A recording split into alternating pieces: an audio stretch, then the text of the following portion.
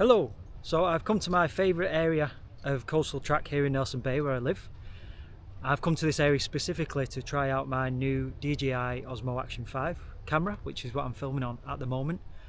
So I've come to give it a go. Also, I'm using the audio, so I'll see how that goes as well.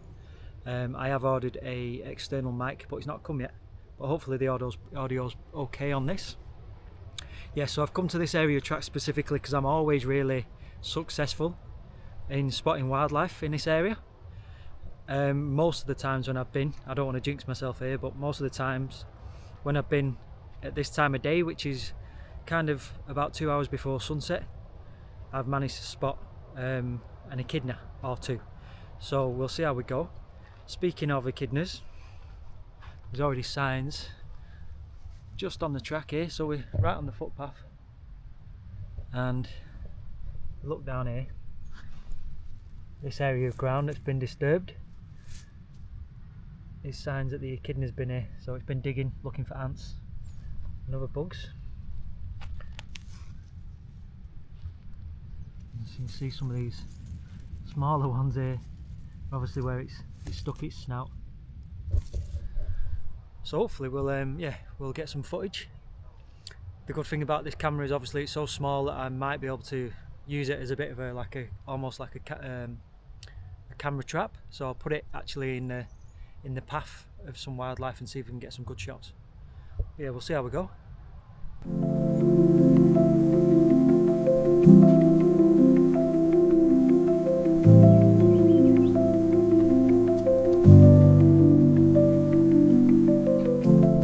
Here's another hole. Just some of them are really funny.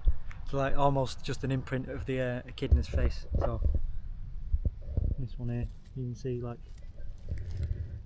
the snout goes really far in. So their eyesight isn't great, the echidna. They rely on smell, and obviously they got that really long snout, so their sense of smell is amazing. So yeah, they just kind of snuffle into the ground, finding ants and other bugs. But yeah, quite a few signs of him. I've never really seen them on this area of track, but yeah, they've obviously been here.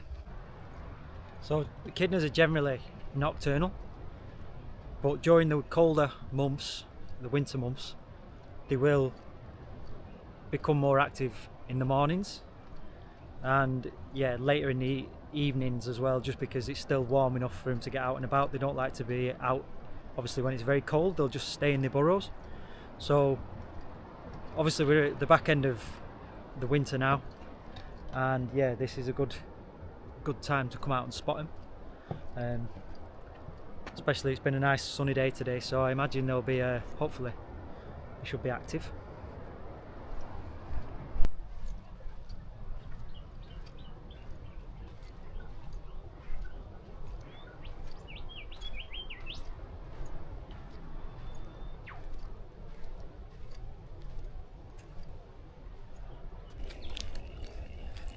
So I'll spin you around in a second. So I just found an ant's nest, or the entrance to an ant's nest, and you can see a few bull ants going in and out. And yeah, I'll spin you around so you can see.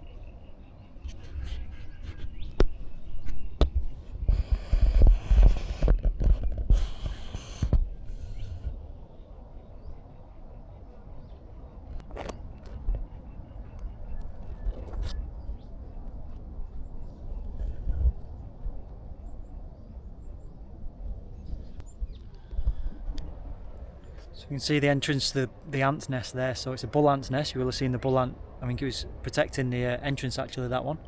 And yeah, it wasn't too happy about the camera. But just underneath, so here's our entrance. You can see we've got a hole here.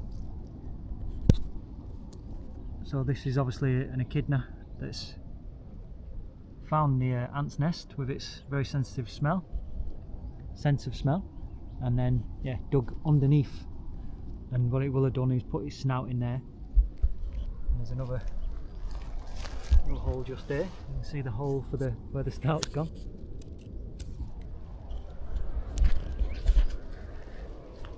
Yeah, so they obviously detect the nest with a strong sense of smell, and then they've got very powerful claws on the front, which they dig down into the ground, get access to the nest, and then they've got a very long snout. Stick it in a hole, and then with their very long sticky tongue, they shoot it back and forth, and that's how they feed.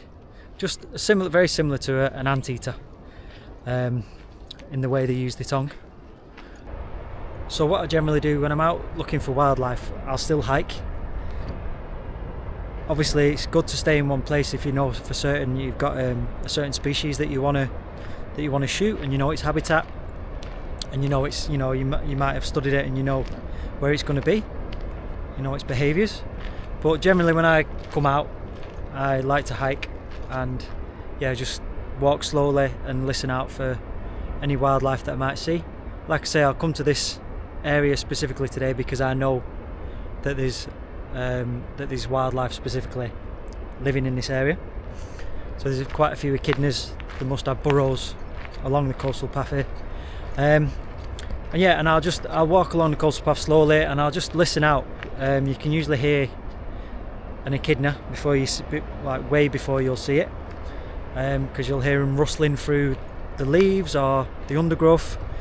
They're quite a stout animal, an echidna, and they walk very low to the ground, and obviously because they're constantly looking for food when they're out, so they're snuffling through the ground and through the leaf litter, and they make quite a lot of noise. If you don't know what they are, they can freak you out a little bit. But yeah, so I kind of listen out for them. You can also, as well, when you're walking, because they're so low to the ground, they obviously have quite a few tracks around their burrow that they'll take of an evening.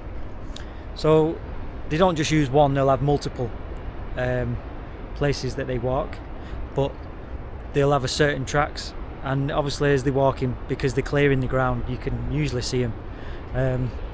This one isn't the clearest, but you can kind of see here. Let's take a step back. So we've got the footpath, and then if you can see the ground here, it's kind of just been flattened a little bit, and in fact looks like there might have been a bit of a scratch there, but yeah, it makes its way up into the bush, and you can see these all over. But the thing is, I could choose one of these and wait, and it might just not be the evening that the echidnas decided to take that path. So it's better I think personally prefer to keep moving and listening out. And this is prime time now. It's nearly 5 o'clock, so I've not got that long before sunset. Another thing about this camera that I'm quite looking forward to trying out is the night mode, which it's got a super night mode, it's called, and so hopefully I'll be able to pick up some good images even in low light, which obviously the echidna being nocturnal or crepuscular is going to be ideal. So we'll see how we go.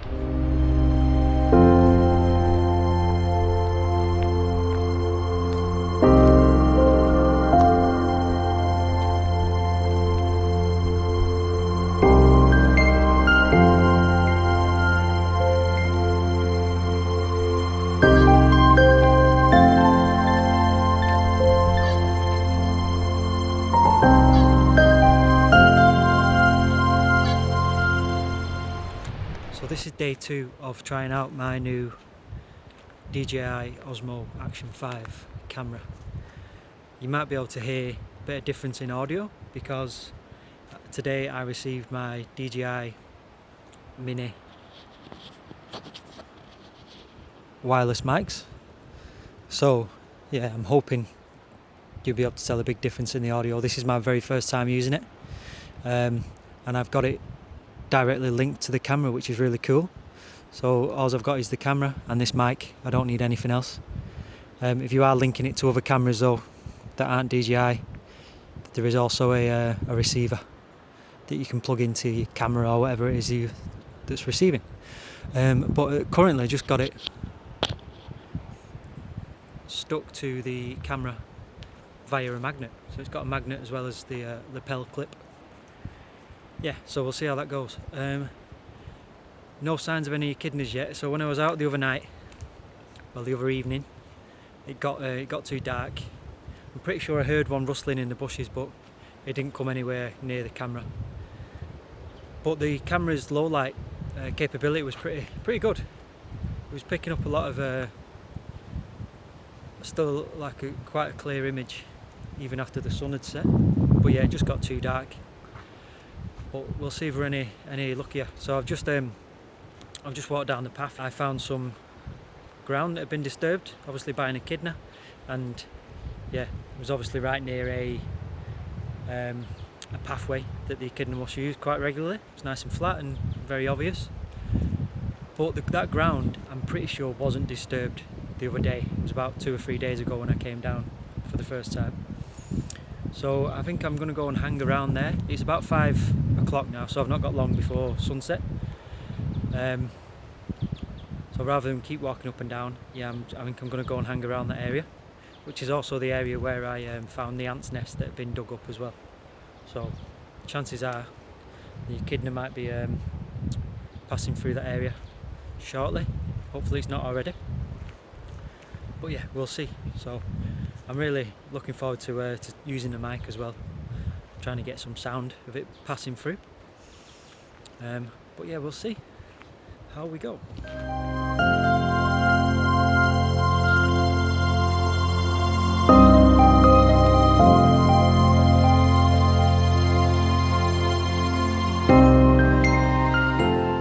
Okay, so this is the area. I don't want to make too much noise in case the echidna is around. I don't want to scare it off, but spin you around. So here you can see there's lots of signs that the echidna's been here. And just here you can kind of see a pathway. It's obviously uses to cross.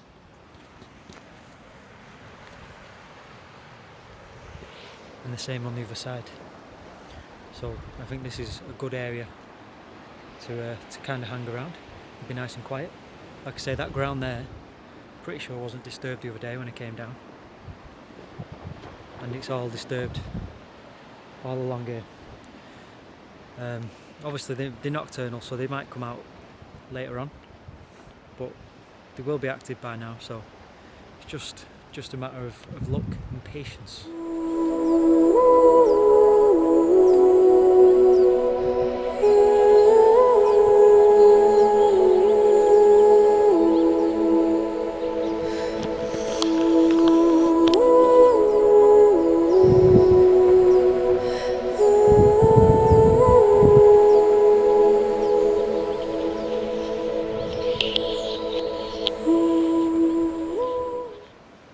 Not sure whether you could see it on the camera then, but there was a white-bellied seagull, I think.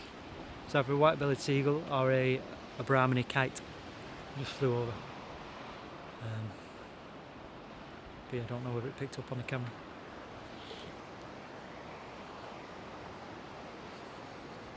It's just up there actually.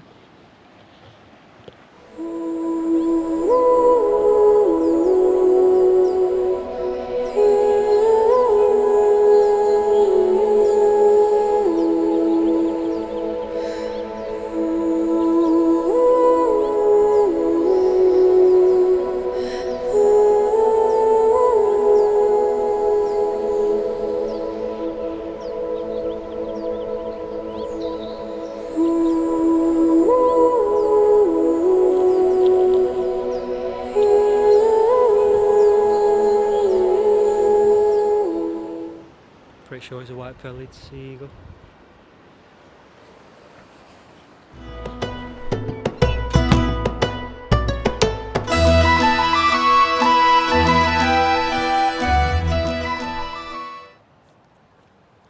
Okay, so it's the third day of coming to the coastal path to try and get footage of an echidna on my new action camera. And the third day is a charm. Just in the bushes over there is an echidna, which is why I'm whispering. I don't know which way it's gonna go yet. I can't see it at the minute, so I'm gonna try and find it. But today's the day, hopefully.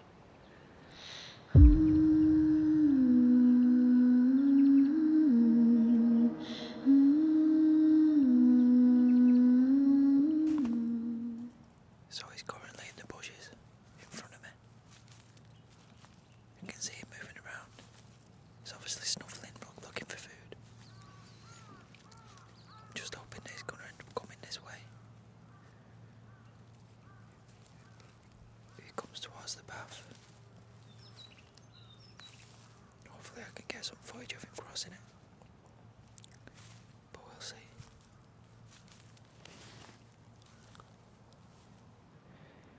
It looks like he was moving away in the opposite direction. But it sounds as if he's coming back this way now.